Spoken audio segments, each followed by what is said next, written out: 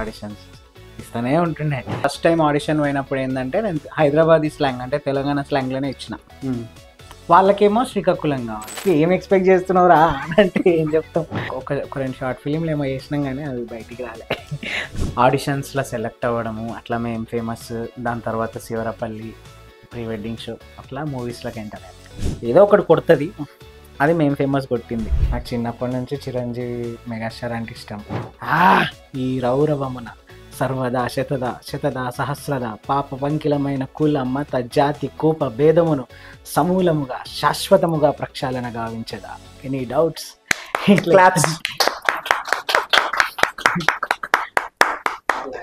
Hi Narendra Ravi garu. Hi sir. Welcome to ABP Desam. Thank you so much. And ఇప్పుడు మీ పేరు కంటే మీ సినిమాలో పేరే ఎక్కువ మంది పలుకుతున్నారు. అవునండి. The great pre wedding show. సాధారణంగా ఒక సినిమా రిలీజ్ అయినప్పుడు హీరోయిన్లకు ఎక్కువ పేరు వస్తుంది. ఫర్ ద ఫస్ట్ టైం ఈ ఇయర్లో హీరోయిన్లతో పాటు అందులో మీ క్యారెక్టర్ కూడా చాలా ఎక్కువ పేరు వస్తుంది. అవును సార్. ఈ ఫీలింగ్ ఎలా ఉంది? ఆబ్వియస్లీ చాలా హ్యాపీగా ఉంది సార్. అంటే నేను అదే చెప్తున్నాను. అంటే జనరల్గా మనము యాక్టర్ అయితే చాలు, సినిమాల్లో కనిపిస్తే చాలు, ఒక మంచి అరే ఈ అబ్బాయి ఈ సినిమాలో ఉన్నాడు అని గుర్తిస్తే చాలు అనుకునే దగ్గర నుంచి మనం చేసిన పాత్ర జనాల్లోకి వెళ్ళి ఇంత అరే అబ్బా మనం ఎక్కడ కనిపించినా కానీ అరే మస్తు ఈ పిల్లోడు బాగా చేస్తున్నాడు అని చెప్పి ప్రత్యేకంగా మనల్ని మెన్షన్ చేసి చేయడం అంటే నెవర్ ఎక్స్పెక్టెడ్ అండి. అసలు చాలా కొత్తగా ఉంది అండ్ చాలా హ్యాపీగా ఉంది. I'm very proud of. నన్ను బాగా సర్ప్రైజ్ చేసింది ఏంటంటే మీది హైదరాబాద్. అవును, ప్రాపర్ సికింద్రాబాద్.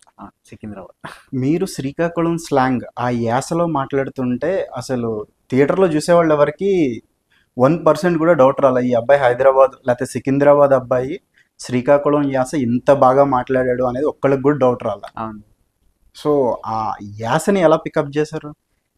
పికప్ అంటే జస్ట్ అంటే నాకు యాక్చువల్లీ కొంచెం టైం ఉండే సార్ షూట్కి. నేను ఆడిషన్లో సెలెక్ట్ అయిన దగ్గర నుంచి షూట్కి వెళ్ళడానికి మధ్యలో ఒక 3 వీక్స్ గ్యాప్ ఉండే. యాక్చువల్ ఆడిషన్లో సెలెక్ట్ అయింది కూడా నేను ఈ శ్రీకాకుళం స్లాంగ్ నేర్చుకునేదానికే. ఈ ఆడిషన్స్ ప్రాసెస్లో నేను ఫస్ట్ టైం ఆడిషన్ పోయినప్పుడు ఏంటంటే నేను హైదరాబాదీ స్లాంగ్ అంటే తెలంగాణ స్లాంగ్లోనే ఇచ్చిన. వాళ్ళకేమో శ్రీకాకుళం కావాలి. నేను సరే, మనోడు ఏం చేశాడంటే డైరెక్టర్ రాహుల్ ఆయన ఏం చేశాడంటే గురు నువ్వు ఒక శ్రీకాకుళం స్లాంగ్లు ఇవ్వగలుగుతావా అని చెప్పిండు. నాకు ఐడియా లేదన్న శ్రీకాకుళము, నేను నాకు తెలంగాణ వచ్చు, లేదంటే న్యూట్రల్ తెలుగులో మాట్లాడగలుగుతా. అంటే నార్మల్గా మనం ఇప్పుడు సినిమాల్లో నార్మల్గా న్యూట్రల్ తెలుగు ఉంటుంది కదా, అట్లా మాట్లాడగలుగుతా, లేదంటే నా స్లాంగ్లో మాట్లాడగలుగుతా. శ్రీకాకుళం నాకు ఐడియా లేదన్నా అంటే, లేదు ఒకసారి ఏమైనా ట్రై చేస్తావా, ఒక 5 to 10 minutes తీసుకొని అని చెప్తే ఓకే అని చెప్పి పక్కకి వెళ్ళి అసలు స్లాంగ్ ఎట్లుంటుంది ఉత్తరాంధ్ర.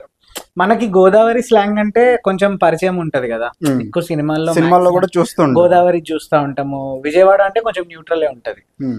ఉత్తరాంధ్ర అనేది కొత్త. నేను చూసి ఏదైనా ఉత్తరాంధ్ర ఛానల్స్ ఉన్నాయా లేకపోతే సినిమాలు ఉన్నాయా అని అప్పటిదప్పుడు ఒక 5-10 minutes చూసి నాకు వచ్చిన శ్రీకాకుళం అంటే నేను అప్పటిదప్పుడు ఆ 5-10 minutesలో ఏదో ఒకటి, కానీ అది శ్రీకాకుళం కాదు, ఓకే ఏదో చెప్పేసా. చెప్తే మనోడు ఏమన్నాడంటే యాక్టింగ్ బాగుంది, నాకు నచ్చింది, అంత బాగుంది, కానీ స్లాంగ్ దే ప్రాబ్లం గురు అని అన్నాడు. అట్లా ఒక 2-3 సార్లు వెళ్ళి ఆడిషన్ ఇచ్చిన తర్వాత అంటే తిరువీరన్న కూడా చూసాడంట మా హీరో. ఆయన కూడా చూసి అబ్బాయి బాగా చేస్తున్నాడు తీసుకోండి అని అంటే, సార్ స్లాంగ్ ప్రాబ్లం అంటే ప్రొడ్యూసర్ గారు అండ్ మనోడికి కూడా నచ్చింది కానీ స్లాంగ్ ప్రాబ్లం. కూర్చోబెట్టి గురు నాకు అంతా ఓకే, కానీ స్లాంగ్ ఒక్కటే, ఈ ఆనంద్ అనే క్యారెక్టర్ వాడు పక్క శ్రీకాకుళంలో పుట్టిన వాడు కాబట్టి వాడు అట్లనే మాట్లాడాలా, ఏమనుకుంటున్నావు నువ్వు, మరి ఎట్లా నువ్వు ఓకే అంటే నేను నీతో ప్రొసీడ్ అయిపోతా, బట్ నాకు స్లాంగ్ ఒక్కటి ప్రాబ్లం అంటే 3 weeks టైం ఇవ్వండి అన్న, 1 month షూట్ ఉంది కదా, 1 month టైం ఉంది కదా షూట్ స్టార్ట్ కావడానికి, సో ఈ లోపల నేను నేర్చుకొని వస్తా అని చెప్పిన. ఇంకా 3 weeks వెళ్ళి ఫస్ట్ ఆఫ్ ఆల్ సినిమాలు చూసిన. ఫస్ట్ ఏమున్నాయి శ్రీకాకుళం సినిమాలు, తిరువీరన్నదే పలాస సినిమా ఉంది అండ్ కోట బొమ్మాలి ఉంది. సో ఇవన్నీ చూసిన. అండ్ కొన్ని చాలా శ్రీకాకుళం తక్కువ ఉన్నాయి నాకు తెలిసి శ్రీకాకుళం. తక్కువే ఉన్నాయి, ఇంకా తక్కువ ఉన్నాయి. అండ్ కంప్లీట్ శ్రీకాకుళం యాసలో ఉన్న ఈ యూట్యూబ్ ఛానల్స్ ఉంటాయి కదా, కంటెంట్. సావేజ్ అక్కయ్య అని ఒక అమ్మాయి బాగా చేస్తుంది, ఆ అమ్మాయి బాగా చూస్తుండే. అండ్ ఇంకొకటి నాకు ఆ పేజ్ గుర్తురావట్లేదు సార్, నేను వాళ్ళని ఎప్పుడు వాళ్ళకి థ్యాంక్ఫుల్ ఉన్నా, నేను ఎప్పుడైనా మళ్ళీ చెప్తా. వాళ్ళది కూడా చూస్తున్నా, వాళ్ళు వైజాగ్ బేస్డ్ కాంటెంట్ వాళ్ళది.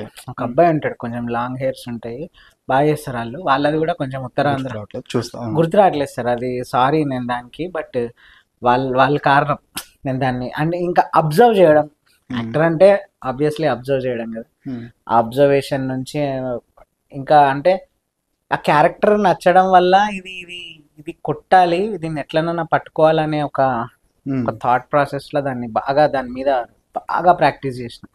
And passion obviously. Me wife Srikakulam అవును మూలాలు ఉన్న అమ్మాయి, ఈవెన్ దో ఆవిడ మలక్పేట హైదరాబాద్లో పెరిగిన శ్రీకాకుళం ఆవిడ. సో ఈ శ్రీకాకుళం యాస నేపథ్యంలో ఒక రోల్ వచ్చిన తర్వాత తను ఏమన్నా అప్రోచ్ అయ్యారా, ఏం చేద్దాం ఎలా అప్రోచ్ అయినా? అదే ఇంటికి వెళ్ళి ఇట్లా ఓకే అయింది, శ్రీకాకుళం మీదే, మీ సైడ్ స్లాంగ్ అయ్యి ఎట్లా అంటే, నా సైడ్ స్లాంగ్ నాకే రాదు కదా, నేను కూడా ఇండియా పుట్టి పెరిగినా నాకు కూడా రాదు, మా మమ్మీ వాళ్ళు మాట్లాడతారు, ఏం చేద్దాం అంటే అదే అన్నా, నీకు వచ్చి ఉంటేనన్నా బాగుండు, నేను కనీసం నీ దగ్గర నుంచి అన్నా నేర్చుకుంటుండే, చలో టీకే అని చెప్పి ఇక ఇది స్టార్ట్ చేసినాం ఈ కంటెంట్. యూట్యూబ్ శ్రీకాకుళం కంటెంట్, ఉత్తరాంధ్రకు సంబంధించిన యూట్యూబ్ ఛానల్స్ కానీ, ఉత్తరాంధ్రకు సంబంధించిన సినిమాలు కానీ చూడడము, ప్రాక్టీస్ చేయడం. అండ్ నేను ప్రాక్టీస్ చేసినాక కూడా నేను ఆ 3 weeks తర్వాత మళ్ళీ వెళ్ళి ఆడిషన్ ఇచ్చినప్పుడు నేనేం కంప్లీట్గా రాలేదు, నాకు 75% నేర్చుకున్నా, ఇంకా మిగతా 25% మనల్ని డైరెక్టర్ రుద్దాడు. అండ్ మళ్ళీ చెప్తున్నా, నా పక్కన బోస్ అనే క్యారెక్టర్ ఇంకొక అబ్బాయి చేశాడు, వినయ్, అతను చాలా హెల్ప్ చేశాడు. అసలు అతను ఆ అబ్బాయి కూడా వైజాగ్. ఓకే.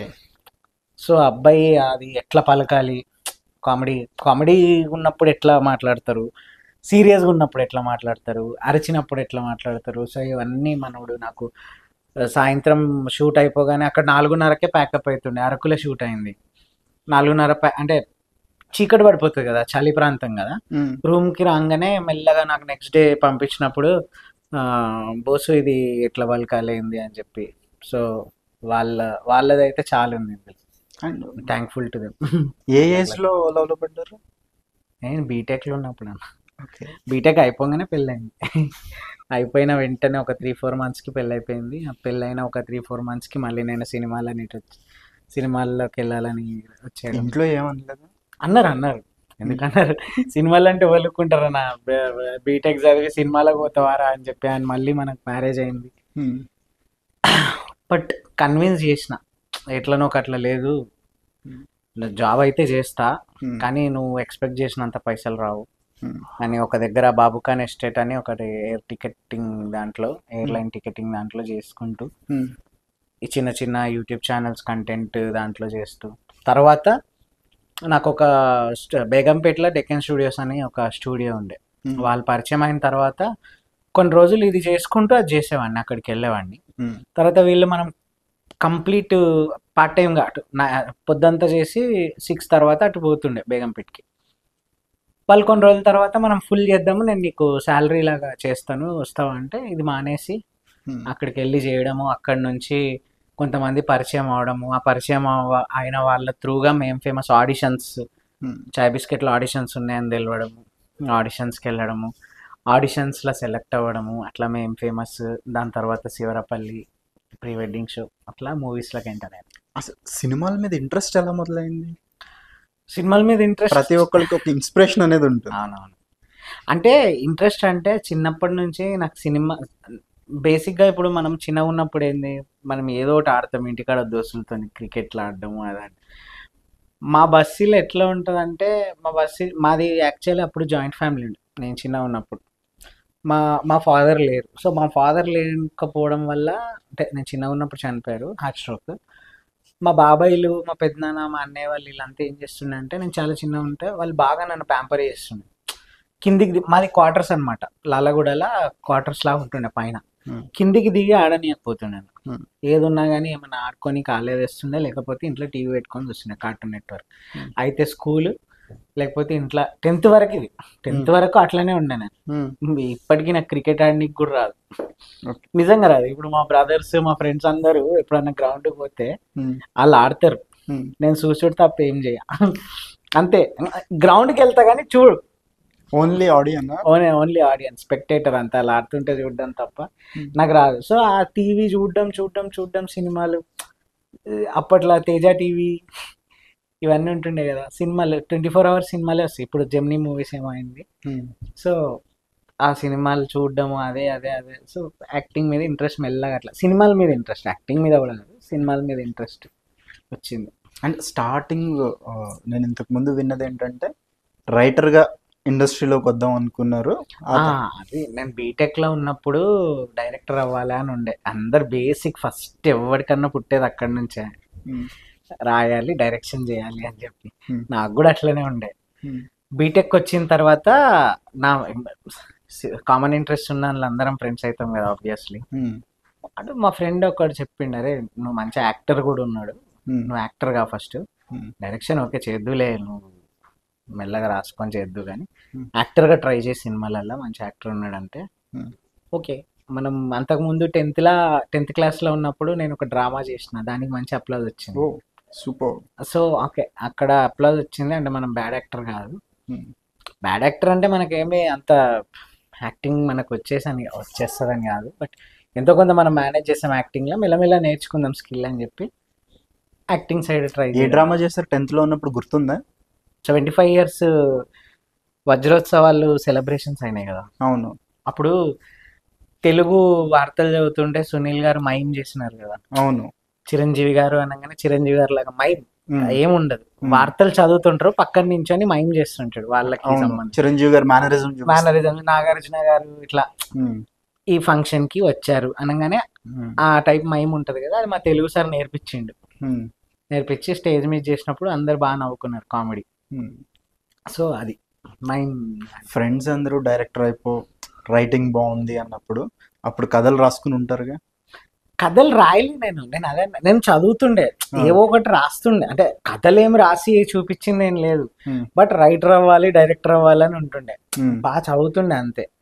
అయితే ఫ్రెండ్ నేను షార్ట్ ఫిలిమ్స్ అవి స్కూల్లో ఉన్నప్పుడు రాసుకుంటున్నప్పుడు ఏదో ఒకటి అందులో హెల్ప్ చేస్తుంటాం కదా, వాడు డైరెక్షన్ చేస్తుండే ఏదో ఒకటి. బీటెక్లో ఉన్నప్పుడు షార్ట్ ఫిలిమ్స్ ఇస్తాం కదా, అప్పుడు చెప్పిండు వాడే, నువ్వు ఆగు, నువ్వు ఈ రైటింగ్ గీటింగ్ కాదు, నువ్వే చెయ్యి ఒకటి, నేను రాస్తా అని చెప్పి ఒక 2 షార్ట్ ఫిలింలు ఏమో చేసినాం కానీ అవి బయటికి రాలే. ఒక ట్రై చేసినాం కానీ రాలే. దాచేసుకున్నారా మీరు? దాచేసుకున్నారు కాదండి, అది అయిపోయింది, అది రాలే ఇక బయటికి అంతే. ఇప్పుడు లాలగూడ అంటే నాకు గుర్తొచ్చేది డీజే టిల్లులో song, Lalaguda, Amberpet, Mallepally, Malakpet. So proper Secunderabadi అంటే స్క్రీన్ మీద చూపించింది డీజే టిల్లునే అంతే. మీరు సికింద్రాబాద్, మీ లైఫ్ స్టైల్ చిన్నప్పుడు అలాగే ఉండేది? అట్లనే ఉంటుంది సికింద్రాబాద్ అంటే, చిన్నప్పుడు అట్లనే ఉంటుంది. అంటే ఎట్లా అంటున్నారు, ఆ డీజే ఇది అని కాదు, అక్కడ ఒక యాస అంటే రెగ్యులర్ గా సినిమాల్లో చూసే సినిమాల డీజే టిల్లులో సినిమాలో ఉన్న యాస, అది టిల్లు అన్న ఇంకా దాన్ని ఎన్హాన్స్ చేసిండు. కానీ ఆయన వాడిన ఏదైతే పదాలు ఉంటాయో అవన్నీ వాడతారు ఖచ్చితంగా. ఈ లాలగూడ, వారసిగూడ, మోండా మార్కెట్, ఇదంతా తార్నాక, సీతాఫల్ మండి, ఇదంతా అట్లనే మాట్లాడతారు. కాకపోతే ఇంకా దాన్ని సిద్ధు అన్న ఇంకా దాన్ని మంచిగా ఎన్హాన్స్ చేసి దానికి ఒక బ్యూటీ తెచ్చిండు ఆయన బాడీ లాంగ్వేజ్ తో. అట్లనే ఉంటది, అందరు అట్లనే మాట్లాడతారు. ఇప్పటి వరకు స్క్రీన్ మీద ఒక ప్రాపర్ సికింద్రాబాదీ కుర్రాన్ని ఎవరు చూపించలేదు. ఏదర్ తెలంగాణ బ్యాక్ డ్రాప్ లో ఫిల్మ్స్ వచ్చినాయి, Hyderabad back drop, village back drop లో హైదరాబాదీ ఫలక్నామా దాస్ ఉంటది, సికింద్రాబాద్ మీద ఇంకా అంటారా. సో సికింద్రాబాద్ కుర్రాడు ఏమన్నా అలాంటివి రాస్తాడో? ఇప్పుడు రాసుకోవాలన్నా, నాకు మస్తు ఇష్టం అది. సికింద్రాబాద్ అంటే సికింద్రాబాద్ ఏరియాని చూపించాలా, సికింద్రాబాద్ ఏరియాని ఇంకా అంత ఎక్కువ చూపిలే, సికింద్రాబాద్ ఏరియా సైడ్ అది కూడా బాగుంటుంది. హైదరాబాద్, సికింద్రాబాద్ నాకు ఇష్టం, హైదరాబాద్ బేస్డ్ కథలు రాయాలని చెప్పి. యాక్చువల్లీ అంటే నేను మా ఫ్రెండ్తో అంటుండే, అరే జోధా అక్బర్ లాగా మన హైదరాబాద్ ఈ చార్మినార్ ఈ స్టోరీలు కూడా చూపియాలా అని చెప్పి నాకు నాకు మస్తు ఇష్టం హైదరాబాద్ అంటే మస్తు అంటే బాగా ఇష్టం. మన మన భాగ్యనగర్ మన బర్త్ ప్లేస్ అంటే ఇష్టం ఉంటుంది కదా, ఖచ్చితంగా నాకు సికింద్రాబాద్ హైదరాబాద్ మీద స్టోరీలు చూపించాలని ఆశ. ఏమో నాకు ఎప్పుడైనా టైం ఫ్యూచర్లో ఎప్పుడైనా రైటింగ్ ఛాన్స్ వస్తే హైదరాబాద్ బేస్డ్ సికింద్రాబాద్ బేస్డ్ స్టోరీలు రాసి తీయాలని. ఇప్పుడు ఉన్నాయి 2-3 కాదు స్టోరీ లైన్స్ ఉన్నాయి అది సో మెల్లగా డెవలప్ చేద్దాము అని. ఇంకా మనం ఇప్పుడిప్పుడే వస్తున్నాం కదా యాక్టర్గా, ఫస్ట్ యాక్టర్గా నిలదొక్కుకోవాలా, తర్వాత అది సంగతి. ఎంకరేజ్మెంట్ అనేది ఫ్రెండ్స్ నుంచి ఎప్పుడూ ఉంటుంది. ఫ్యామిలీ కూడా ఒక స్టేజ్కి వచ్చిన తర్వాత ఓకే ఇలా ఆర్టిస్ట్ అవుతాను అంటే ఎంకరేజ్ చేయడం ఉంటుంది. కాకపోతే సికింద్రాబాద్ నుంచి ఇండస్ట్రీ అంతా film Nagar, Jubilee hills, Banjara hills, film నగర్లో ఉంటుంది. అక్కడి నుంచి ఇక్కడికి రావడం కోసం డైలీ కంపల్సరీ ట్రావెల్ చేయాలి. బీటెక్ అయిపోయిన తర్వాతే కెరీర్లోకి మీరు సినిమాల్లోకి వచ్చేసారు, కెరీర్ స్టార్ట్ చేశారు. సో ఆ స్ట్రగ్లింగ్ ఫేజ్ ఏమన్నా నడిచిందా అప్పట్లో? అదే స్ట్రగ్లింగ్ ఫేజ్ అంటే అదే నాకు పెద్దగా ఫైనాన్షియల్ స్ట్రగుల్స్ ఏం లేవు. ఫైనాన్షియల్ స్ట్రగుల్స్ అంటే ఎక్కువ ముసీబత్ ఏం లేదన్న. అంటే ఇప్పుడు ఎట్లా తిననికి తిండి లేదు అనేది లేదు, రూమ్ రెంట్ కట్టుకోవాలా అనేది లేదు. బేసిక్గా బయటి నుంచి సినిమా మీద ప్యాషన్తో వచ్చిన వాళ్ళకు ఉన్న కామన్ కష్టాలు ఏవైతే ఉంటాయో నాకు అంత లేకుండే. ఎందుకంటే నాకు సొంత ఇల్లు ఉంది సికింద్రాబాద్ మాది. ఆడికే నీడికి మహా అయితే బైక్ పెట్రోల్ ఖర్చులకి దానికి దీనికి కష్టమైందేమో కానీ ఇప్పుడు అందరము కృష్ణానగర్ కాడ కలుస్తాం. గణపతి కాంప్లెక్స్ అని ఉంటుంది, జూబ్లీ హిల్స్ అని ఉంటుంది. ఇప్పుడు అందరం ఒక దగ్గర సినిమా ఆస్పిరెంట్స్ గ్యాదర్ అయినప్పుడు అరే ఎప్పుడైనా ఛాయ్ తాగుదాం అన్నప్పుడు ప్రతిసారి ఒక్కడే తాగిపిస్తే మనం కూడా ఎప్పుడన్నా ఒకళ్ళం పెట్టాలి కదా ఛాయ్ అన్నప్పుడు గా కష్టాలు ఉండే. కానీ మరి ఏదో తిననికి తిండి లేదు ఇట్లాంటి కష్టాలు లేవు. అట్లా పడిన వాళ్ళు కూడా చాలా మంది ఉన్నారు. నేను బేసిక్ ఇక్కడనే ఉండడం వల్ల మన బేస్ అంత పెట్రోల్ రెంట్ కట్టడానికి ఇట్లాంటి వాటి లేవు. కాకపోతే అంత దూరం నుంచి ఇడికి రానికి కావాల్సిన పెట్రోల్ ఖర్చులు. ఒక ఆర్టిస్ట్ గా మీకు విత్ ఇన్ షార్ట్ టైమ్ లో మంచి పేరు వచ్చింది. మేమ్ ఫేమస్, శివారపల్లి వెబ్ సిరీస్, ఇప్పుడు the great pre wedding show, 3 ప్రాజెక్టులు కొన్ని. ఇది వచ్చినప్పుడు ఈ టైంలో ఇప్పుడు గుర్తుపడుతున్నారు అందరూ. కాకపోతే దీనికి ముందు ఉన్న ఒక జర్నీ ఉంటుంది కదా, అక్కడి నుంచి ఇక్కడికి బండిలో పెట్రోల్కి ఒక 100 రూపాయలు తీసుకుని ఫ్రెండ్ దగ్గర లేకపోతే ఇంట్లో అమ్మ దగ్గర తీసుకుని ఇక్కడ వరకు రావడం, వెంటనే ఆడిషన్లకు వెళ్ళడం, తిరగడము. అండ్ ఒకటి ఏంటంటే మనం ఇప్పుడు ఆడికి పొద్దుగాలు వెళ్తాం, ఎప్పుడో రాత్రి పోతాం, మధ్యలో మధ్యాహ్నం పూట ఫుడ్ తినాలి, దానికి కూడా డబ్బులు కావాలి. ఇట్లాంటివి ఉన్నాయి. అంటే బాగా సినిమా కష్టాలు లాంటివి లేవు, బట్ ఈ స్ట్రగ్లింగ్ ఉంది. ఆఫ్టర్నూన్ లంచ్ మానేసి డైరెక్ట్ ఇంటికి వెళ్ళి డిన్నర్ కదా, పొద్దుగాల నాస్టా చేస్తుండే, మళ్ళా రాత్రి పోయి తింటుండే. ఒక్కొక్కసారి ఎప్పుడైనా ఫ్రెండ్స్ అరే నడరబాయ్ బిర్యానీ తిందాం అంటే తినడం తప్పించి ఇక మధ్యాహ్నం ప్రత్యేకంగా పోయి తినాలా అనేటువంటిది ఏం లేదు. చాయ్ తాగితే అయిపోతుంది. కృష్ణానగర్ గణపతి కాంప్లెక్స్ దగ్గర ఉండేవాడు అన్నారు కదా, అక్కడనే ఉంటుండే. అప్పుడప్పుడు ఆడపోయి చాయ్ తాగి అక్కడనే ఉండడం అంటే కృష్ణానగర్లో ఈ సినిమా వాళ్ళందరూ కలిసి ఒక రూమ్ ఉంటుంది మన వాళ్ళది. ఆ రూమ్ లో కూర్చుండే అందరం, బ్యాచిలర్స్ రూమ్ అది. చాయ్ తాగి పోదాం అన్నప్పుడు ఆడికని నడుచుకుంటా గణపతి కాంప్లెక్స్ ఆడికి పోయి చాయ్ తాగి కూర్చొని ముచ్చట పెడుతుండే. అట్లా ఆ రూమ్ లో ఉన్న వాళ్ళు ఎవరినో ఇప్పుడు ఇండస్ట్రీలో ఉన్నారా? ఆర్టిస్టులు గా రైటర్స్ ఉన్నారు, ఒకళ్ళు సినిమా తీస్తున్నారు ఉన్నారు. అంటే మాక్సిమం ఒక 2-3 తప్పించి చాలా మంది ఏదో ఒక వర్క్ చేస్తున్నారు సినిమాల్లో. ఓకే, వాళ్ళు కూడా రేపు ఇది అయిపోతారు, ఇంకొక 1-2 years లో మంచిగా స్టేజ్కి రావాలా వాళ్ళు కూడా. యాజ్ ఇండస్ట్రీలోకి వచ్చిన తర్వాత ఫస్ట్ ఛాన్స్ అంటే ఏది? చాయ్ బిస్కెట్లో స్కెచ్ వీడియోస్? స్కెచ్ వీడియోస్ కాదు, డైరెక్ట్ సినిమానే. ఓకే, డైరెక్ట్ సినిమానే. అంటే ఫస్ట్ ఛాన్స్ అంటే అంతకుముందు యూట్యూబ్ చిన్న చిన్న కంటెంట్ అవి ఇవి చేస్తుండే. నేను మీకు చెప్పిన కదా బేగంపేటలో ఒక స్టూడియో ఉందని చెప్పి. ఫస్ట్ సినిమాకి సంబంధించిన ఛాన్స్ అంటే మేమ్ ఫేమస్ మూవీ ఛాన్స్.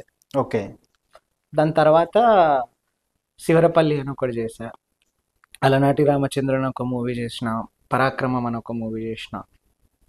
పరాక్రమం అంటే బండి సరోజ్ కుమార్. అందులో ఒక 2-3 minutes క్యారెక్టర్ ఉంటుంది, బట్ మంచి క్యారెక్టర్. అప్పుడు నాకు సరోజన్న కూడా చెప్తున్నారే మంచి యాక్టర్ రా నువ్వు, నీ లోపల మంచి టాలెంట్ ఉంది, కాపాడుకో, కీప్ ఇట్ అప్.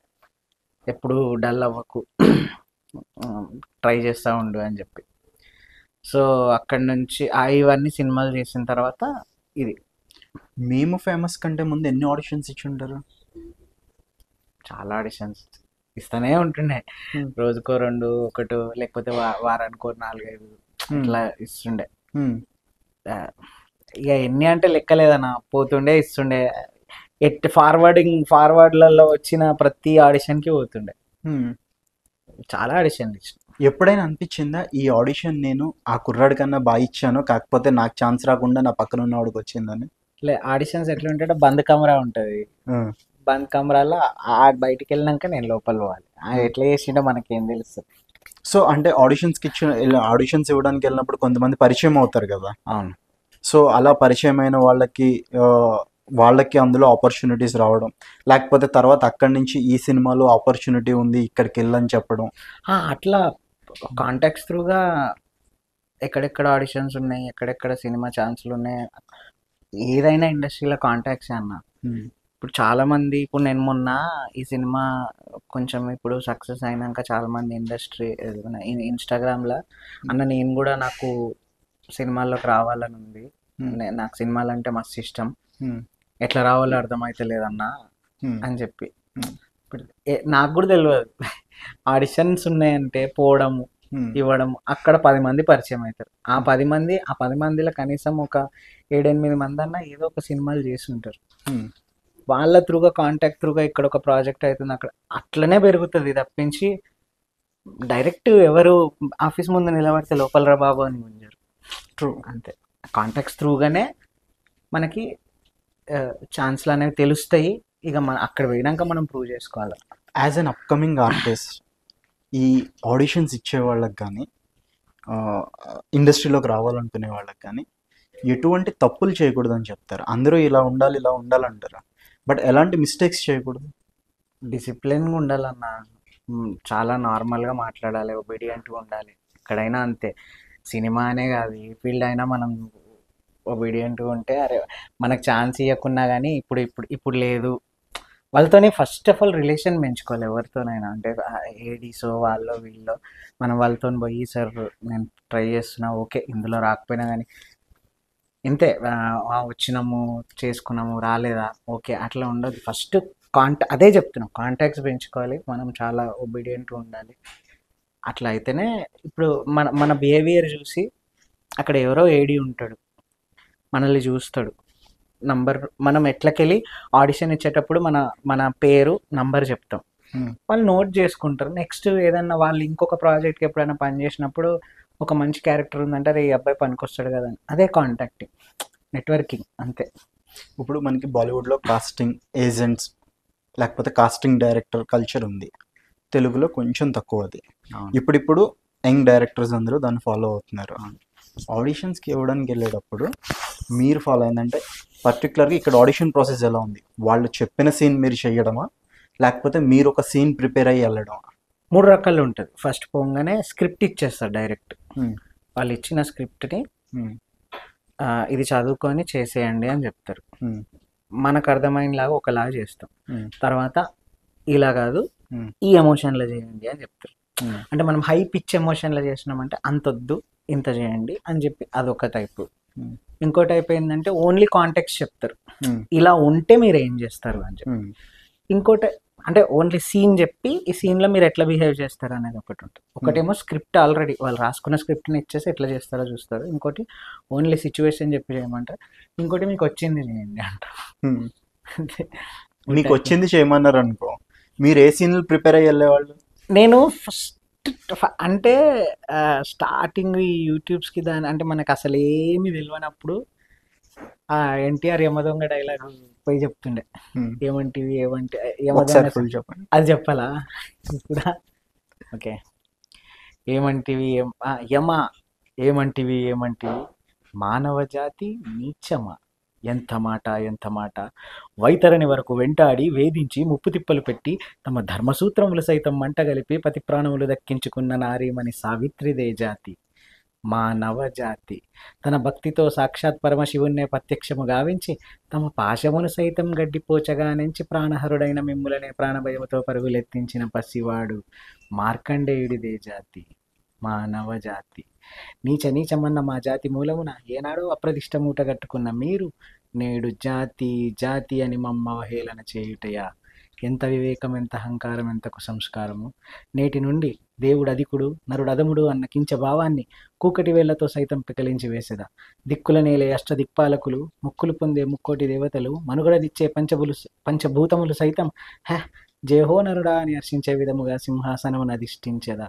స్వర్ణమణిమయ రత్న ఖచితాలంకృతమైన ఈ సభా మందిరమున అకుంఠిత సేవాదక్ష పరివార సమూహ మధ్యమున భూతల పరిరక్షణాలయమైన ఈ రౌరవమున సర్వదా శతదా సహస్రదా పాప పంకిలమైన కుల మత జాతి కూప భేదమును సమూలముగా శాశ్వతముగా ప్రక్షాళన గావించదా. Any doubts? క్లాప్స్.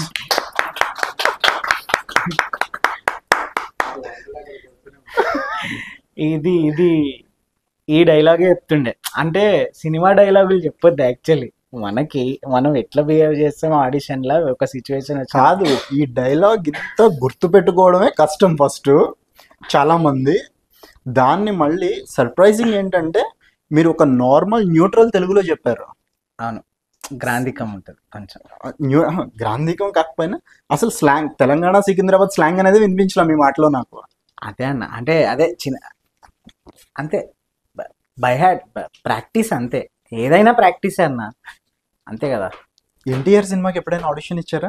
అంటే ఈ డైలాగ్ ఎంత బాగా చెప్తున్నారు. అంత పెద్ద సినిమాలకి ఎప్పుడు లేదు. అంత పెద్ద పెద్ద సినిమాలకి ఎప్పుడు ఇలా. అంటే పెద్ద సినిమాలకి ఆడిషన్స్ ఉంటే 100-200 మంది వస్తారు. ఆ 100-200 మందిలో మనం ఎక్కడ కనిపిస్తాం? ఒక్కొక్కడు మంచి స్టైలిష్గా ఇంత మంచి హెయిర్ స్టైల్ పెట్టుకొని మనమా అప్పుడు అంత మెయింటైన్ చేసే మనీ లేదు. ఏదున్నా ఫస్ట్ అంటే అన్ని చిన్న సినిమాలు అని చెప్పలేము, అన్నీ చెప్పలేము. ఏదో ఒకటి కొడుతుంది. అది మేము ఫేమస్ కొట్టింది, ఇంకా మంచిగా ఆడిషన్ ఇవ్వడం అట్లా అయింది. మేము ఫేమస్ ఆడిషన్ ప్రాసెస్ గుర్తుందా? అసలు ఏ క్యారెక్టర్కి వెళ్ళారు మీరు? అదే క్యారెక్టర్ అనే క్యారెక్టర్కి వెళ్ళిన. అదే నాకు అదే బాలు అన్న అని టెక్కన్ స్టూడియోస్లో ఉంటాడని చెప్పిన కదా, అందులో లైన్ ప్రొడ్యూసర్గా చేసిండు అప్పుడు చాయ్ బిస్కెట్లో. ఇక్కడ ఒక తెలంగాణ అబ్బాయి క్యారెక్టర్ ఉంది, నువ్వు ఇస్తావా అంటే ఇస్తా అన్న పక్కా అని చెప్పిన. పోయి ఇచ్చిన. ఇస్తే వాళ్ళు ఏం చెప్పారంటే వాళ్ళు ఇదే కాంటెక్స్ట్ ఇచ్చారు, పేపర్ ఇవ్వాల. నీ పెళ్ళిలో నీ పెళ్ళికి వచ్చిన నీ ఫ్రెండ్స్ నీతో గొడవ పడి నీ ముక్కు వాళ్ళ కొడతారు, తర్వాత నీ రియాక్షన్ ఏంది అని చెప్పేసి ఒక 10 minutes టైం ఇవ్వండి అని చెప్పి కిందికి వెళ్ళి ఆ కాంటెక్స్ట్ ఏదైతే ఉంటుందో అది రాసుకొని పైకి వచ్చి వేసిన. అయితే సినిమాలో ఏముంటుందంటే బరాత్లో వీళ్ళు ఫుల్ తాగి కొట్లాడి ఎందుకురా కొట్లాడుతారో, మీరు ఎప్పుడు ఇట్లనే చేస్తారో, వెళ్ళిపోండి అంటే హీరో కోపం వచ్చి ముక్కు వాళ్ళు కొడతాడు. నేను వాళ్ళు ఇచ్చిన కాంటెక్స్కి నేను రాసుకుంది ఏంటంటే ఫ్రెండ్స్ వచ్చి వాళ్ళకి మటన్ కూర వేయలేదని చెప్పి కొట్లాడితే, అంటే తెలంగాణలో బేసిక్గా మటన్ మీద ఇది ఎక్కువ. నేను మామూలుగా మా అమ్మమ్మ వాళ్ళ ఊరు కరీంనగర్, మా మమ్మీ వాళ్ళకి ఆడికి పోయినప్పుడు ఒక్కొక్కసారి చిన్న చిన్న మటన్ ముక్క వేయలేదని కూడా గొడవలు అవుతా ఉంటాయి. కొన్ని సినిమాలలో కూడా వచ్చినాయి అవి కామన్. సో అది రాసుకొని చేసిండే. సో వాళ్ళకి నచ్చింది, అంటే దగ్గర అదే కొంచెం పెళ్ళికి సంబంధించిందే కాబట్టి బాగా చేసినావు అని చెప్పి అట్లా నేను సెలెక్ట్ అయినా. అదే రోల్కి, వేరే ఏం రోల్ కాదు. సుమంత్ ప్రభాసే ఆడిషన్ చేశారు అప్పుడు? సుమంత్ కాదు, అసిస్టెంట్ డైరెక్టర్స్ చేసారు. తర్వాత సుమంత్ చూసిండు, చూసి మళ్ళీ తర్వాత కాల్ వచ్చింది. పోయినాక మామ బాగా చేసినావు, నువ్వు సెలెక్ట్ అయినావు అని సుమంత్ చెప్పడం. ఓకే, అట్లా. ఇప్పుడు మళ్ళీ సుమంత్ ప్రభాస్తో ఇంకో సినిమా చేస్తున్నట్టు? అవును, సుమంత్ ప్రభాస్ సందీప్ రెడ్డి వంగ గారి ప్రొడక్షన్, భద్రకాళి పిక్చర్స్. అది కూడా మంచి క్యారెక్టర్ అన్న. ఓకే, సూపర్ క్యారెక్టర్ ఉంటుంది. అది స్టార్ట్ చేశారా షూటింగ్? స్టార్ట్ అయింది. అది కాకుండా ఇంకా ప్రజెంట్ చేస్తున్న ప్రాజెక్ట్స్ ఏంటి? ఇంకా నడుస్తుంది, టాక్స్ నడుస్తున్నాయి. మొన్ననే సినిమా హిట్ అయింది కదా, జర కాల్స్ వస్తున్నాయి, చూడాలా ఏది మంచిగా వస్తుందో. వచ్చినాయి కానీ నాకు కొంచెము అంటే కొన్ని డేట్స్ అటు కొన్ని నేను ఆల్రెడీ కమిట్ అయిన మూవీ కదా, అది కొన్ని డేట్స్ కావాల్సి వస్తుంది. సో అది అడ్జస్ట్ చేసుకొని మాట్లాడుకొని చేసుకోవాలి అంతే. ఇప్పుడు ఆడిషన్ ఇచ్చే ప్రాసెస్ కొంచెం తగ్గింది అనుకోవచ్చా మీకు ఈ అప్రిసియేషన్? ఆడిషన్ ఇవ్వాల్సిన పని లేదండి ఇప్పుడు. మేబీ కొన్ని సినిమాలకి ఇవ్వాలి, పెద్ద సినిమాలకి కొన్ని ఛాలెంజింగ్ రోల్స్ ఉంటే ఖచ్చితంగా పెద్ద పెద్ద డైరెక్టర్స్ తీసుకుంటారు, అట్లా అని లేదు. కానీ ప్రతి చిన్నదానికి ప్రతి దానికి ఆడిషన్ ఇవ్వాల్సిన అవసరం లేదేమో, కానీ ఒకవేళ ఉంటే ఇవ్వక తప్పదు. సో ఇవ్వడానికి రెడీ ఇప్పుడు కూడా ఆడిషన్? ఆబ్వియస్లీ అన్న, అదేం పెద్ద ఇదేం కాదు కదా ఆడిషన్ ఇవ్వడం, మనకు అలవాటైన పనే కదా అది. గ్రేట్ ప్రీ వెడ్డింగ్ షోకి ముందు తర్వాత పబ్లిక్ మిమ్మల్ని చూసే విధానంలో, పబ్లిక్ కాకపోయినా మీ ఫ్యామిలీ సర్కిల్ కానీ చుట్టుపక్కల వాళ్ళు కానీ ఫ్రెండ్స్ కానీ మిమ్మల్ని చూసే విధానంలో వచ్చిన మార్పు ఏంటి? మీకు కనిపిస్తున్నది, మీలో మీకు కనిపిస్తున్న మార్పు ఏంటి? ఓకే, మనం మంచి యాక్టర్, మంచి మంచి రోల్స్ పుల్ చేయగలుగుతాము అని చెప్పి యాక్టర్గా నాకు కాన్ఫిడెన్స్ పెరిగింది. ఖచ్చితంగా నా లోపల అయితే కాన్ఫిడెన్స్ మార్పు. చుట్టుపక్కల అంటే ఇప్పుడు అదే, ఇంతకు ముందు ఎవరో ఒకళ్ళు నెలకు ఒక ఫోన్ వచ్చి బాబు ఈ సినిమాలో ఒక రోల్ ఉంది చేస్తావా, ఇప్పుడు కొన్ని ఎక్కువ వస్తున్నాయి. అది ఈ ఇంటికాడ ఫ్యామిలీ మెంబర్స్ వాళ్ళు అంటే వాళ్ళు రోజు మనది చూసే కాబట్టి ఓకే లేరా కొట్టినావు ఓకే అంటే వాళ్ళు హ్యాపీగా ఫీల్ అవుతారు ఖచ్చితంగా. ఎప్పుడు మనోళ్ళు కదా వాళ్ళు మనల్ని కొంచెం గ్రౌండ్ లెవెల్లో అంతే గుంజుతారు, కొంచెం మనకి ఎక్కినా గానీ ఓకే. మా మమ్మీ గుంజుతారు ఫస్ట్ ఆఫ్ ఆల్, ఓకే చాలు ఎక్కువైంది చాలు బిడ్డ ఆగిక అంతే. ఏమన్నారు మమ్మీ సినిమా చూసాక? బాగుందిరా, సూపర్, మస్తు చేసినావు అన్న అంతే. నేను నవ్వుకున్నా, మస్తు నవ్వుకున్నాం అంతే. మా మమ్మీ రియాక్షన్ ఎక్కువ ఉండదు. మీ వైఫ్ ఏమన్నారు? వైఫ్ హ్యాపీ, బాగుంది, మంచిగా ఉంది. అది అంటే వాళ్ళకి అలవాటు అయిపోయింది కదా అన్న. మేము ఫేమస్ అండ్ చిన్న చిన్న రోల్స్ వేరే సినిమాలలో కూడా చూసి ఓకే మంచిగా ఉంది అది మంచిగా ఉంది తప్ప వాళ్ళు ఇంకా అంతకుమించి ఏం చెప్పరు. మనం ఎక్కువ అడగలేము. అంటే ఇప్పుడు ఏం ఎక్స్పెక్ట్ చేస్తున్నావురా అంటే ఏం చెప్తాం. నాకు గ్రేట్ ప్రీ వెడ్డింగ్ షోలో నా ఫేవరెట్ సీన్ వచ్చేసి మీది, మీ ఇంటి దగ్గరకు వచ్చి తిరువీరు హీరో ఎప్పుడైతే ఇలా చిప్ కనపడట్లేదు అని చెప్పిన తర్వాత సడన్గా అలా కూర్చుంటారు, అక్కడి నుంచి ఆ టోటల్ ఎపిసోడ్ మొత్తం నా ఫేవరెట్. సినిమాలో మీ ఫేవరెట్ సీన్ ఏమి? సినిమాలో నా ఫేవరెట్ సీన్ అదే, అంటే నేను అదొకటి ఆ కూర్చునే ముందు ఒకటి సింగిల్ షాట్ ఉంటుంది మొత్తం, వాళ్ళని వీళ్ళని పలకరించి ఇక్కడేయండి షామియానా, అక్కడేయండి టెంట్, అదేంది అన్న టెంట్ హౌస్ సామాన్లు, టిఫిన్స్ అడుగుతారు, అది ఇష్టము. అండ్ నేను ఒకటి అంటే ఇది ఇష్టమైన సీన్ అని కాదు, నేను మంచి చేసిన అనిపించింది ఏంటంటే, నేను మండల ఆఫీస్లో కూర్చుంటే ఆ అమ్మాయి వచ్చి నా పక్కన కూర్చుంటుంది, ఇట్లా చూసుకుంటే అమ్మాయిని చూసి బాధపడతా, అరే పెళ్లి చెడిపోయింది కదా అని చెప్పి. నేను అది బాగా చేసిన అనుకున్నా, కానీ అందరు నాకు చెప్పేది ఏంటంటే పెళ్లి చెడిపోయిన తర్వాత నేను చెట్టు కింద కూర్చుంటా మాంటేజెస్లో. తిరువీరన్న ఏమైంది అంటే, నేను అక్కడ ఫోటో దించడానికి వచ్చిన అంటే ఓకే అన్నట్టు, అది బాగా చేసినావు అందరు బాగా చేసినావు అంటే అక్కడ మీలో ఉన్న ఒక బాధని అక్కడికి వచ్చి కూర్చొని చాలా సెటిల్డ్ గా చూపించారు. సెటిల్డ్, అదే నాకు అది హ్యాపీ ఉంది. అంటే ఎమోషన్ వర్కౌట్ అయింది, మనం బాగా చేసినాం ఓకే, ఎమోషనల్ గా కూడా మనం యాక్టింగ్ పరంగా ఓకే అని కాన్ఫిడెన్స్ వచ్చింది. సో ఇండస్ట్రీ నుంచి ఎవరెవరు ఫోన్ చేశారు పెద్దలు కానీ సినిమా చూసిన తర్వాత? ఇండస్ట్రీ నుంచి జయంత్ పరాంజీ సార్, ఆయన స్టోరీ పెట్టాడు ఈ అబ్బాయి బాగా చేశాడని. అండ్ రవివర్మ గారు, అండ్ నేను వీళ్ళంతా నేను ప్రీమియర్స్ అయిపోయిన తర్వాత వాళ్ళు ప్రీమియర్స్ చూసి బయటకు వచ్చి చాలా మెచ్చుకున్నారు. యదువంశీ అన్న అండ్ కమిటీ కుర్రాళ్ళు టీం అంతా.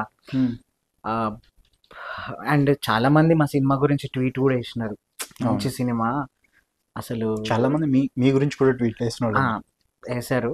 And thankful to all of them. And Shafi గారు ఛత్రపతి, ఆయన కూడా ఆ రోజు ప్రీమియర్ తర్వాత.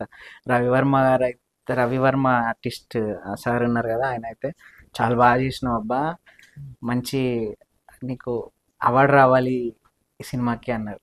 సూపర్. అది వస్తుందా రాదా అనేది పక్కన పెడితే సూపర్ హ్యాపీ. అంటే అంత పెద్దోళ్ళు వాళ్ళందరినీ మనం చూసుకుంటూ పెరిగినాం కదా, అదే అన్న సార్ మిమ్మల్ని అందరినీ నేను చూసుకుంటూ పెరిగినా, మీ నుంచి అప్రిషియేషన్ రావడం అంటే చాలా హ్యాపీగా ఉంది సార్ అని చెప్పి.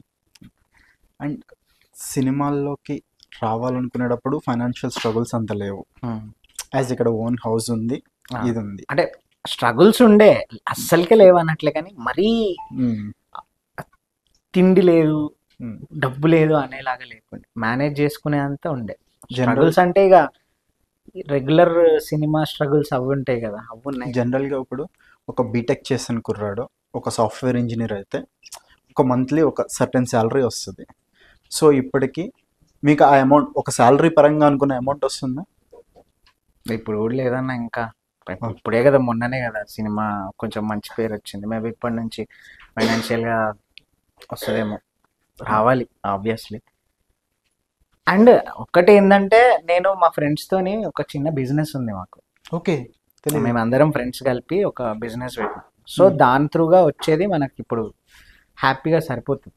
ఇంకా నెక్స్ట్ లెవెల్కి వెళ్ళాలి అంటే సినిమాలు ఇంకా బాగా రావాలి, మనం ఆర్టిస్ట్గా కష్టపడాలి, దానికి దగ్గర రెమ్యూనరేషన్స్ రావాలి. ఇక అది వేరే సంగతి. ఏం బిజినెస్ చేస్తున్నారు? మాది రికవరీ ఏజెన్సీ ఉందన్న. అంటే నేను వెళ్ళను, మా ఫ్రెండ్స్ చూసుకుంటారు. అది ఓకే, పార్ట్నర్షిప్లో ఉంది. Okay, recovery agency, credit card రికవరీకి సంబంధించి. మీకు బాగా నచ్చిన హీరో ఎవరు? అంటే యాక్టింగ్ పరంగా మీరు ఇన్స్పిరేషన్ తీసుకునేది ఎవరిని? నాకు చిన్నప్పటి నుంచి చిరంజీవి మెగాస్టార్ అంటే ఇష్టం. ఆబ్వియస్లీ ఆయనే ఇన్స్పిరేషన్ ఉంటాడు. అండ్ ఇప్పుడు నేను యాక్టర్స్గా నేను అడ్మైర్ చేసేదంటే మనోజ్ వాజ్పేయి, పంకజ్ త్రిపాఠి, నవాజుద్దీన్ సిద్దికీ, వీళ్ళంటే బాగా ఇష్టం. వీళ్ళ యాక్టింగ్ అంటే all are versatile actors. And చాలా అండర్ ప్లే చేస్తూ ఉంటారు, అది చేస్తురా లేదా మస్తు అనిపిస్తుంది, వాళ్ళ యాక్టింగ్ మస్తు అనిపిస్తుంది. నాకు తెలిసి కెరీర్. అండ్ నాకు పంచాయత్ సిరీస్ అంటే మస్తు ఇష్టం. పంచాయత్లోని యాక్టర్స్ అందరు ఇష్టం. నాకు తెలిసి కెరీర్ స్టార్టింగ్లోనే complete proper Telangana based film ఏం ఫేమస్, శ్రీకాకుళం యాస నేపథ్యంలో వచ్చిన ప్రీ వెడ్డింగ్ షో. 2 వేరియేషన్స్ చూపించే ఛాన్స్ వచ్చింది మీకు చెప్పుకోవడానికి. యాక్టర్గా నేను చేయగలను అని నేను ప్రూవ్ చేసుకోవచ్చు ఇప్పుడు. అంటే వీడు ఏ స్లాంగ్ ఇచ్చినా చేయగలుగుతాడు అని చెప్పి. అండ్ ప్రీ వెడ్డింగ్లో కొంచెం ఎమోషన్ ఉంది, సో వీడు ఎమోషన్ కూడా చేయగలుగుతాడు అనేది happy. Emotion and entertainment part కూడా. ఎంటర్టైన్మెంట్ ఇక అది మనం ఆల్రెడీ మనం కామెడీ అనే కదా, మనం కామెడీ అనేది పక్కన పెడితే ఎమోషనల్గా కూడా వీడు బాగా పర్ఫామ్ చేసిండు అనే పేరు వచ్చింది, అది హ్యాపీ అన్న. మేము ప్రీ వెడ్డింగ్ షో దాన్ని బాగా, అది నాకు బాగా హెల్ప్ అయింది ప్రీ వెడ్డింగ్ షోతోని. సో ఇలాగే మీరు హ్యాపీగా ఉండాలి, మీ సినిమాలు చూసే ఆడియన్స్ కూడా హ్యాపీగా ఉండాలి. థ్యాంక్స్ అన్న, ఇలాగే హిట్స్ రావాలని కోరుకుంటూ wish you all the best. Thank you so much అన్న, థ్యాంక్ యూ సో మచ్.